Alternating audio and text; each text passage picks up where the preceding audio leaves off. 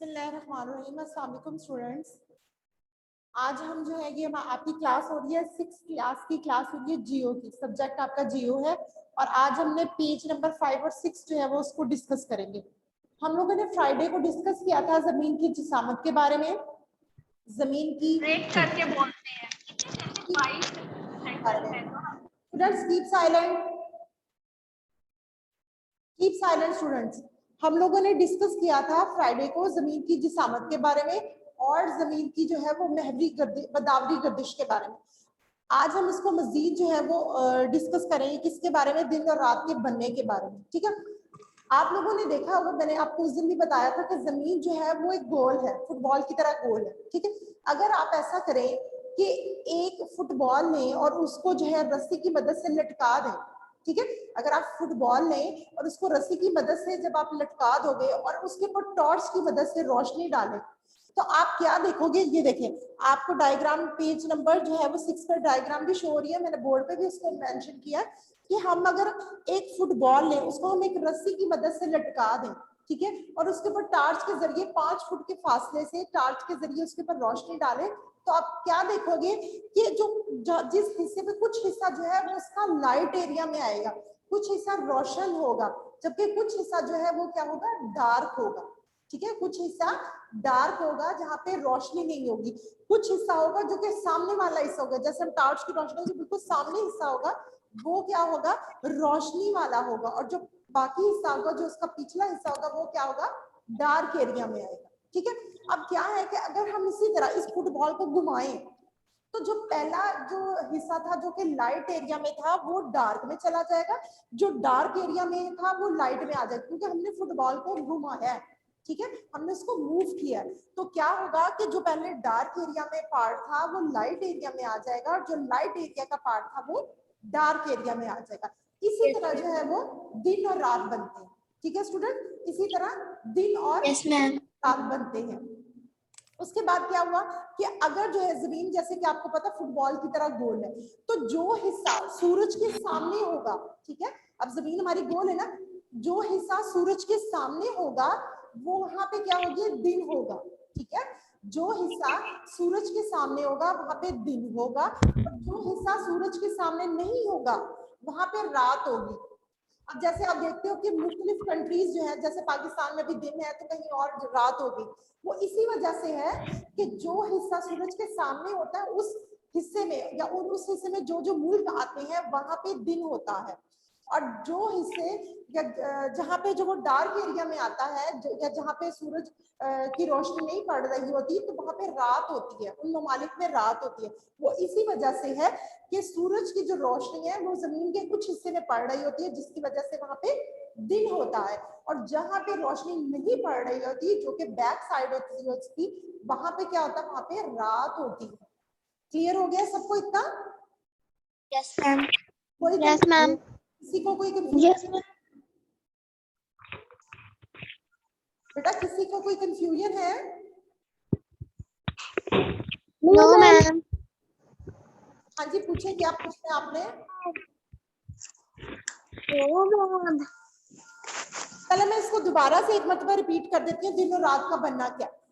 मैंने आपको बताया कि जमीन जो है वो फुटबॉल की तरह गोल है। अगर आप एक टॉर्च, एक फुटबॉल है उसको आप रस्सी की मदद से हैंग कर और उसके ऊपर 5 फुट के फासले से जो है वो आप टॉर्च की मदद से लाइट उसके ऊपर फेंकते हो, तो क्या होगा कि कुछ हिस्सा जो है वो आपका लाइट एरिया में आएगा, वहां पे रोशनी होगी, और कुछ हिस्सा जो होगा वो आपका रोशन नहीं होगा, वो डार्क एरिया में आएगा।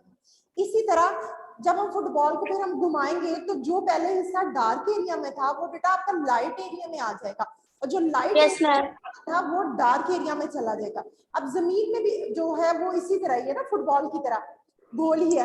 तो जब जिस हिस्से में जब सूरज की रोशनी जमीन के जिस हिस्से में पड़ रही होती है वहां पे दिन होता है, और जिस हिस्से में नहीं पड़ रही होती, जो पीछे हिस्सा होता है, वहां पे रात होती है। इसीलिए दुनिया में कुछ इलाकों में, कुछ मुल्कों में जो है वो दिन होता है और कुछ मुल्कों में रात होती है। वो इसी वजह से कि जो सूरज का जो हिस्सा, जो सूरज की रोशनी जमीन के जिस हिस्से में पड़ती है वहां पे दिन होगा, जहां पे नहीं पड़ रही होगी वहां पे रात होगी। सबको क्लियर हो चुका है? Yes ma'am. चले जी, अब Yes, ma'am. हमारा गुड। अब अगला हमारा टॉपिक है दिन और रात की लंबाई में फर्क। नेक्स्ट हमारा टॉपिक है दिन और रात की लंबाई में फर्क, कि कैसे फर्क है, दिन की लंबाई कैसे और रात की लंबाई जो है उसमें कैसे डिफरेंस है वो दोनों। सेकेंड हमारा Yes, टॉपिक ma'am. है दिन और रात की लंबाई में Ma'am. फर्क। दिन और रात की लंबाई में कैसे फर्क होगा कि जमीन जो है अपने महवर से जो है महवर में 66.2 जो है वो डिग्री की तरफ जो है वो झुकी हुई है। ठीक है, जमीन जो है वो अपने महवर पर 66.5 जो है वो डिग्री पर झुकी हुई है। ठीक है मैम, महवर का क्या मतलब होता है? जी, महवर का क्या मतलब होता है? महवर मैंने उसी में बताया था, जो आपका जैसे जमीन है ना, जमीन वो जो उसका सेंटर पॉइंट होगा उसको हम कह सकते हैं। तो जमीन जो है वो अपने महवर जो है उसमें 66.5 डिग्री जो है वो झुकी हुई है। अब क्या होता है, इस झुकाव की वजह से दिन और रात जो है उसमें डिफरेंस आ जाता है। ठीक है, इस झुकाव की वजह से क्या होगा, दिन और रात जो उसमें डिफरेंस आ जाएगा। अब जो हिस्सा सूरज की तरफ ज्यादा झुका होगा, ठीक है, जो हिस्सा जमीन का सूरज की तरफ झुका होगा, जैसे कि ये आप समझे कि ये आपकी क्या है, ये आपका सूरज है, ठीक है, और ये आपकी जमीन है, और जो हिस्सा ऐसे झुका होगा वहां पे दिन लंबा होगा। ठीक है, जिस हिस्से में जो है वो जमीन का झुकाव ज्यादा होगा वहां पे क्या, जो हिस्सा जमीन का सूरज की तरफ ज्यादा आपकी समझ नहीं लग रही। जमीन का जो हिस्सा सूरज की तरफ ज्यादा झुका होगा वहां पे दिन होगा, और जो हिस्सा कम झुका होगा जो पीछे होगा वहां पे दिन छोटा होगा। ठीक है, समझ आ गई सबको कि जमीन का वो हिस्सा जो सूरज की तरफ ज्यादा झुका होगा वहां पे दिन लंबा होगा, और जो हिस्सा सूरज से दूर होगा या सूरज से कम झुका होगा सूरज की तरफ वहां पे दिन छोटा होगा। इसी तरह दूसरा क्या है कि खते इस्तवा, जो खते इस्तवा कहते हैं कि जैसे एक सर्कल है ना, उसको दो इक्वली पार्ट में डिवाइड, तो वो खते इस्तवा। अब जो खते इस्तवा के अगर शुमाल में हम देखें, खते इस्तवा के शुमाल में अगर दिन छोटे और रातें लंबी होंगी, कहाँ पे, खते इस्तवा के शुमाल में, शुमाल में अगर दिन छोटे हैं और रातें लंबी होंगी तो जनूब में क्या होगा कि दिन बड़े होंगे और रातें छोटी होंगी, मतलब उसका ऑपोजिट हो जाएगा। अगर शुमाल में दिन छोटे हैं और रातें लंबी हैं तो जनूब में क्या होगा, दिन बड़े हो जाएंगे और रातें छोटी हो जाएंगी, उसका ऑपोजिट हो जाएगा। इसी तरह अगर खते इस्तवा के वहां पे क्या होगा कि दिन आपके खते इस्तवा के शुमाल में दिन लंबे हैं और रातें छोटी हैं, तो जनूब में क्या होगा, तो जनूब में दिन छोटे और रातें लंबी हो जाएगी, मतलब उसका ऑपोजिट हो जाएगा। ठीक है, अब लेकिन क्या होता है कि जो खते इस्तवा का जो सेंटर होता है उस वहां पे क्या होता है कि दिन और रात सेम होते हैं, जितनी दिन की वो कह सकते हैं कि लंबाई है उतना ही रात की लंबाई होगी। कहाँ पे, खते इस्तवा पर, वहां पे दिन और जो रात है उसकी लंबाई इक्वली होती है। सबको क्लियर हो गया? Yes ma'am. मैं इसको आज के इस लेक्चर को दोबारा से हम रिपीट कर लेते हैं, रात की लंबाई में फर्क हो, कि मैंने आपको बताया कि जमीन जो है वो जो है वो 66.5 जो है वो डिग्री झुकी हुई है। अब जो हिस्सा जो है सूरज का जो हिस्सा, कीप साइलेंट, जमीन का जो हिस्सा सूरज की तरफ ज्यादा झुका होगा वहां पे दिन लंबा होगा, और जहां जो कम झुका होगा या जो पीछे होगा वहां पे दिन छोटा होगा। ठीक है, इसी तरह खते इस्तवा के शुमाल में अगर दिन छोटा है रात लंबी है, खते इस्तवा के शुमाल में अगर दिन छोटा है रात आपकी लंबी है, तो जनूब में क्या होगा कि दिन छोटा, सॉरी दिन लंबा और रात छोटी हो जाएगी। ठीक है, इसी तरह अगर खते इस्तवा के शुमाल में जो है वो दिन जो है वो छोटा है और रात लंबी है, तो जनूब में क्या होगा कि रात छोटी हो जाएगी और दिन लंबा, मतलब उसको ऑपोजिट हो जाएगा। फिर कहा है कि खते इस्तवा पे तकरीबन दिन और रात जो है वो आपका इक्वल होता है, बराबर होता है। ठीक है, ये आज आपका लेक्चर है, पेज नंबर 5 से स्टार्ट करना है, पेज नंबर 6 पे आपने भी इसको कंप्लीट करना है, कि आप लोगों ने अच्छी तरह इसको याद करना है। एनी क्वेश्चन, किसी को कोई इससे रिलेटेड क्वेश्चन पूछना है तो आप पूछ सकते हैं। बेटा इससे रिलेटेड कोई क्वेश्चन पूछना है आपको? No ma'am. No ma'am. सबको क्लियर हो चुका है? सबको अच्छी तरह क्लियर हो गया है? Yes ma'am. अच्छा, अब मुझे ये बताएं, दिन रात सेम होता है। अच्छा अब मुझे ये बताएं, हादिया वहीद, बेटा आप मुझे ये बताओ कि जो हिस्सा, ठीक है, जैसे अब जमीन हमारी गोल है ना, जिस हिस्से में सूरज की जो सूरज के सामने होगा वहां पे क्या होगा, दिन होगा रात होगा? टीचर दिन होगा। दिन होगा। जो हिस्सा सूरज के सामने होगा जमीन का, वहां पे दिन होगा, और जो यस सूरज मैम। होगा तो वो क्या होगा, जहाँ पे सूरज की लाइट नहीं जा रही होगी वो क्या होगा, वहां पे रात होगी। Yes ma'am. इसलिए पूरी दुनिया में क्या होता है कि कुछ इलाके या कुछ ममालिक है जहाँ पे दिन होता है और कुछ ममालिक में क्या होती है, रात होती है। वो इसी वजह से कि जहाँ पे सूरज की रोशनी पड़ जाती है जमीन के जिस हिस्से में, वहां पे दिन होगा, जहाँ पे नहीं पड़ेगी वहां पे रात होगी। सबको क्लियर हो यस चुका? मैम। Yes ma'am. चले, यस मैम। इससे रिलेटेड कोई क्वेश्चन नहीं पूछना तो हम हिस्ट्री के लेसन की तरफ चले। Yes ma'am. चले, आप यस मैम। हिस्ट्री की बुक्स को ओपन कर लें जल्दी से। Okay ma'am. आज हम पेज नंबर 4 डिस्कस करेंगे हिस्ट्री की बुक। तेज दवाका दोबारा सुना दे। आज हम डिस्कस करेंगे पेज नंबर 4 हिस्ट्री की बुक का, ठीक है? मैम जियो को कुछ कॉपी पे लिखना है? नहीं नहीं बेटा, इसको कॉपी पे नहीं लिखना, जस्ट आपने इसको याद करना है, ठीक है? कॉपी पे ओके नहीं मैम। लिखना, आपने जस्ट इसको याद करना है। जो जो हम डेली ओके टॉपिक मैम। पढ़ते जा रहे हैं आपने जस्ट इसको याद करना है। अब हम हिस्ट्री का स्टार्ट करेंगे। पेज नंबर है हमारा 4 और टॉपिक हमारा है जी दूसरी हम। मैम जियो किधर तक याद करना है? उठो यहाँ से, उठो। क्या कहा आपने? जियो का कहाँ तक याद करना है? जियो जो है उसका मैंने अभी आपको पेज नंबर 5 और 6 हमने पढ़ा है, वो आपने याद करना है, ठीक है? अभी हम हिस्ट्री का पेज नंबर 4 पढ़ेंगे। जो जो मैं टॉपिक आपसे डिस्कस करूंगी आपने सिर्फ वही याद करना, ठीक है? अब हमने पढ़ा है दूसरी हम असर तहजीबों के साथ ताल्लुकात,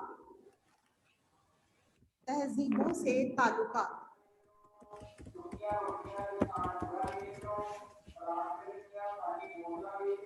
जी, अब परसों स्टूडेंट्स हम लोगों ने डिस्कस किया था मोहनजोदड़ो के बारे में कि वो तहजीब कैसी थी, वहां पे 1922 में जब खुदाई हुई तो क्या क्या चीजें मिली। मैंने आपसे डिस्कस किया था कि वहां पे क्या कहते हैं, जेवरात मिले, मिट्टी के बर्तन मिले, कांसे के बर्तन मिले, मोहरें मिली, मतलब स्टैम्प्स मिली। उसके अलावा और क्या मिला कि सुर्ख मट्टी के बने हुए मनके मिले, सीपियों से बने हुए कीमती जेवरात मिले, बर्तन मिले, जानवरों के नक्शे मिले, खिलौने मिले। ये सारी चीजें कहाँ पे मिली थी? मोहनजोदड़ो में। आज हम डिस्कस कर रहे हैं कि जो वादिय सिंध की तहजीब है, जो वादिय सिंध की तहजीब है उसकी दूसरी हम असर बोलते हैं कि जब वादिय सिंध की तहजीब जिस एरिया में थी ना, या कह लें कि जिस साल में थी वहां पे, ठीक है, उस साल में या उस दौर में जो है वो दुनिया में और कौन सी तहजीबें थी उसको हम कहेंगे हम असर तहजीबें, ठीक है? कि उसी दौर में दुनिया में कहीं और भी जो तहजीबें थी तो वो हम असर होंगी कि एक ही वक्त। टीचर ये पेज कौन सा है? बेटा पेज नंबर 4। ओके। अब हम पढ़े हैं दुनिया की दूसरी हम असर तहजीबों से ताल्लुकात। अब अफ्रीका में और एशिया में, ठीक है, अफ्रीका में और एशिया, एशिया कौन सा है? बरआज़म जहाँ पे हम लोग रहते हैं, पाकिस्तान आ गया उसमें, इंडिया, ये सारे जो है ना, बांग्लादेश, ये एशिया है, ठीक है? अब वो कह रहे हैं कि अफ्रीका में और एशिया जो है वहां पे दुनिया की 4 कदीम तरीन तहजीबें हैं। कितनी? 4 कदीम तरीन। कदीम बोलते हैं बहुत पुरानी, कदीम किसको कहते हैं? बहुत पुरानी जो। तो वो कह रहे हैं कि अफ्रीका में और एशिया में दुनिया की 4 जो है वो कदीम तरीन तहजीबें हैं। वो कौन कौन सी हैं? मिस्र में एक है, दूसरी जो है वो इराक में एक है जिसका नाम है मेसोपोटामिया, फिर है समेरी है, और चौथी जो है वो है वादिय सिंध की तहजीब जो कि पाकिस्तान में, ठीक है? 4 तहजीबें जो हैं अफ्रीका में और एशिया में, 4 तहजीबें दुनिया की, 4 तहजीबें तहजीब, चार जो तहजीब है वो दुनिया की चार कदीम तरीन तहजीबें हैं। कहाँ पे? जो कि अफ्रीका और एशिया में, ठीक है। यस एशिया में दुनिया की चार कदीम तरीन तहजीबें, जिसमें मिस्र, मेसोपोटामिया जो कि इराक में है, मेसोपोटामिया कहाँ है? इराक में। उसके बाद एक सुमेरी है और एक कौन सी है? चौथी है वादिये सिंध की तहजीब जो कि एशिया में आ जाती है, ठीक है। ये यस चार मैम। तहजीबें हैं। अब उन्होंने क्या कहा कि वादिये सिंध की जो तहजीब है उसका ताल्लुक किससे था? ये जो उसकी हम असर तहजीब है। अब हम असर तहजीबें कौन सी मैंने आपको बताई है? मिस्र, मेसोपोटामिया और सुमेरी। हम असर तहजीब है कि जिस दौर में वादिये सिंध की तहजीब परवान चढ़ रही थी, उसी दौर में ये बाकी तीन जो तहजीबें हैं वो भी परवान चढ़ रही थी, वो भी वहां पे मौजूद थी। कहाँ पे?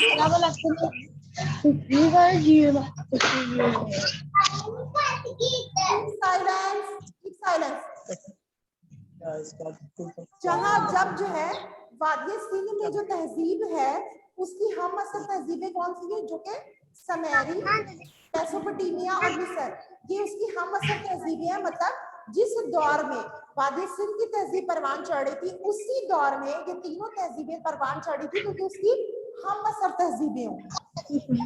अब उन्होंने क्या कहा उसके बाद? वादिये जी कौन सी मैम? मैंने कहा कि वादिये सिंध की जो तहजीब है उसकी हम असर जो तहजीबें हैं वो है मिस्र, मेसोपोटामिया और सुमेरी। ये तीनों वो तहजीबें हैं जो इसकी हम असर है। हम असर मतलब जिस दौर में वादिये सिंध की तहजीब परवान चढ़ रही थी, उसी दौर में जो है ये तीनों तहजीबें परवान चढ़ रही थी, ठीक है। अब उन्होंने कहा कि वादिये सिंध की जो तहजीब है उसके जनूबी ईरान, इराक और मिस्र और खलीज फारस जो है उसके साथ बड़े अच्छे तिजारती ताल्लुकात थे। मतलब वादिये सिंध की तहजीब के जो लोग थे वो मिस्र, ईरान, इराक और खलीज फारस जो है वहां पे तिजारत के लिए जाते थे। वो लोग भी यहाँ पे वहां पे जो तहजीबें थी उनके जो लोग थे वो यहाँ पे आके तिजारत करते थे, ठीक है। तो बेसिक क्या है कि वादिये सिंध की जो तहजीब है वो एक तिजारती वादिये सिंध की तहजीब किस किस से तिजारत करती थी? जनूबी इराक, उसके साथ मिस्र और खलीज फारस, इनके साथ उनके बहुत अच्छे तिजारती ताल्लुकात थे, ठीक है। बोर्ड पर लिखते हैं। के साथ बहुत अच्छे तिजारती ताल्लुकात थे। फिर उसके बाद क्या हुआ? फिर वो कह रहे हैं कि दजला, फुरात और वादिये नील और वादिये सिंध की तहजीब, इनको बोलते हैं तहजीबों का गहवारा। गहवारा बोलते हैं घर को, ठीक है। तो ये चार जो है ये क्या है? तहजीबों का गहवारा है। कौन कौन सी? फरात, वादिये नील और वादिये सिंध की तहजीब। ये चार जो तहजीबें हैं ये तहजीबों का गहवारा है। मतलब जितनी भी तहजीबें हैं वो सारी यहीं पे मर्ज होती है, यहीं पे इकट्ठी होती है, तहजीबों का गहवारा है। फिर उन्होंने कहा कि वादिये सिंध की जो तहजीब है, ठीक है, जो हमने पढ़ी वादिये सिंध की तहजीब, इसमें जो है शहरी के साथ और बाबुल जो है उनके साथ मजहबी और तिजारती ताल्लुकात है। किसके साथ? सुमेरी तहजीब के साथ और बाबुल जो है उनके साथ जो है इनके मजहबी, मतलब मजहब से रिलेटेड इनके अच्छे ताल्लुकात थे, मजहब को ही होंगे। दूसरा क्या था? तिजारती ताल्लुकात बहुत अच्छे थे। किसके? बाबुल के साथ जो है बाबुल की तहजीब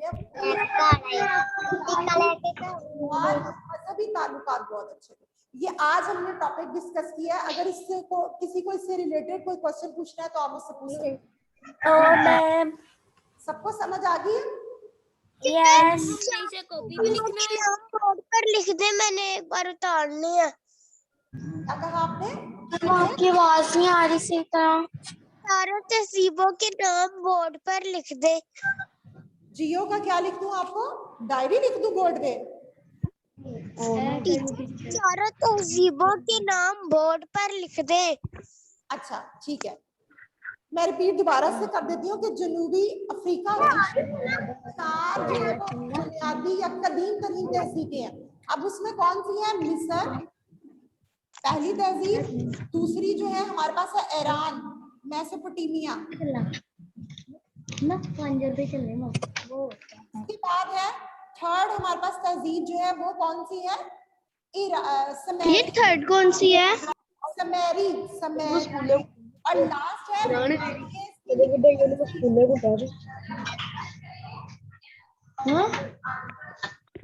और हमारे पास है वादिये सिंध की तहजीब, ठीक है, फोर्थ में।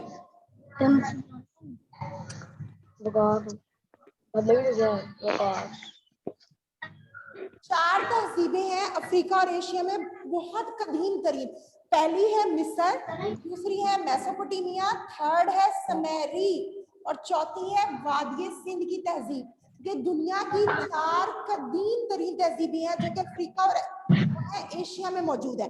फिर उन्होंने कहा कि ये जो तहजीबें हैं ये आपस में तिजारती ताल्लुकात बहुत अच्छे थे, ठीक है, ये तिजारत बहुत अच्छी करती थी आपस में, इनके ना एक जगह से दूसरी जगह सामान अपना जो है वो लेके जाते थे और बेचते थे। फिर उन्होंने कहा कि दजला, जी